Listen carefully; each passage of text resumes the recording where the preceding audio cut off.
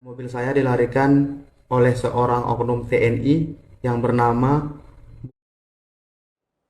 Viral video pengakuan driver taksi online yang mengaku mobilnya dilarikan oknum TNI. Video pengakuan tersebut diunggah di akun Facebook pribadinya Rizky Idana dan viral di media sosial. Rizky mengaku telah melaporkan pelaku oknum TNI berinisial PM ke pihak berwajib. Namun hingga kini belum ada perkembangan.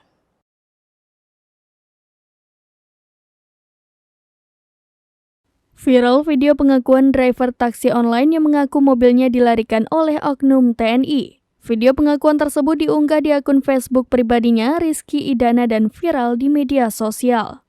Mengutip tribunmedan.com, diketahui Rizky Idana merupakan warga Dusun 5 Kelurahan Kelambir, Kecamatan Hamparan, Perak.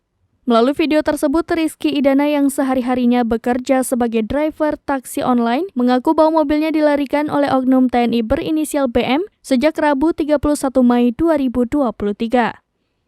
Dalam unggahan Facebooknya, Rizky Idana mengatakan bahwa dirinya sudah melaporkan kejadian tersebut ke Polsek Medan Tuntungan, namun hingga kini belum ada perkembangan. Tak hanya itu, Rizky Idana juga telah mencoba cara lain dengan melaporkannya ke kantor polisi militer yang berada di Jalan Suprapto, Kota Medan.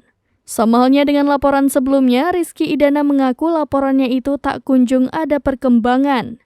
Pada unggahan Facebooknya itu, Rizky Idana juga menyertakan foto BM, oknum TNI yang diduga melarikan mobil driver taksi online tersebut. Merasa tak ada perkembangan berarti dari laporannya, kini Rizky Idana membuat surat terbuka meminta bantuan Presiden Joko Widodo. Mohon maaf sebelumnya, ini surat terbuka buat Bapak Joko Widodo karena saya nggak tahu lagi harus mengadu kepada siapa.